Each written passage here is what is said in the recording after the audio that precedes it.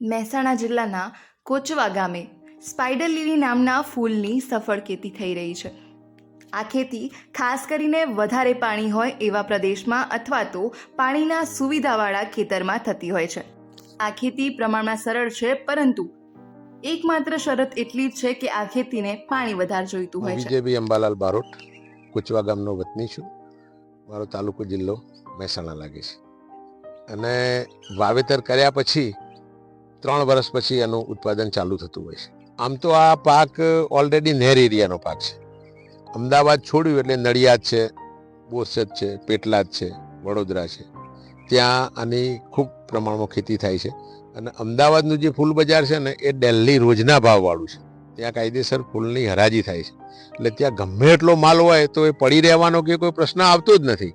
એટલે એ લોકો ખેડૂતો ત્યાં મોટા પાયે ખેતી કરે છે અને રોજના ભાવ પ્રમાણે અમદાવાદમાં વેચે બી છે. આ જે ઉત્પાદન શરૂઆતમાં એનું ઓછું હોય છે, કારણ કે છોડનો ગ્રોથ જે પ્રમાણે થાય એ પ્રમાણે ઉત્પાદન મળતું હોય છે. અને એના પછી 2-1 વર્ષ જાય એટલે એની જે યુવાન અવસ્થા કહેવાય ને એની ભરપૂર ઉત્પાદન આપવાની એ ચાલુ થતી હોય છે. અને મારા અનુભવ પ્રમાણે એ 12 થી 15 વર્ષ સુધી આ પાક ઉત્પાદન આપતો હોય છે. અને આના જો છોડની ગણતરી કરીએ તો લાખોમાં થાય એમ. પહેલા એક છોડ વાયા હોય, પણ હવે એના ગ્રોથ વધુ થયો. જો બધા કાઢીએ તો એકમાંથી 200, 500 છોડ નીકળે. એટલે છોડની સંખ્યા તો પુષ્કળ છે. તો ખાસ ગરમીની સિઝનમાં ઉત્પાદન આપતી આ વસ્તુ છે. ખાસ કરીને એપ્રિલ, મે અને જૂન એ 3 મહિનામાં સૌથી વધુ ઉત્પાદન આપતું હોય છે. પછી એકાદ મહિનો એ થોડું રેસ્ટ લેતું હોય છે. અને પાછું 8મા મહિનાથી ચાલુ થાય તો ચોમાસામાં એવરેજ રહેતું હોય છે, માપો એક ધારું. તે લગભગ છેક દિવાળી સુધી.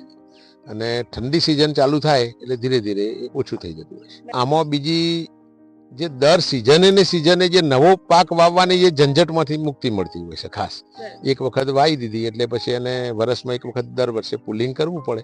બાકી એને વારે ઘડીએ ખેડ કરવાની કે પછી બીજા રાસાયણિક ખાતર નાખવાની, એને ચારા પાળી કરવાની, એ બધી મહેનત કરવી પડતી નથી હોતી. ખાતરની કંઈ એટલી બધી જરૂર હોતી નથી.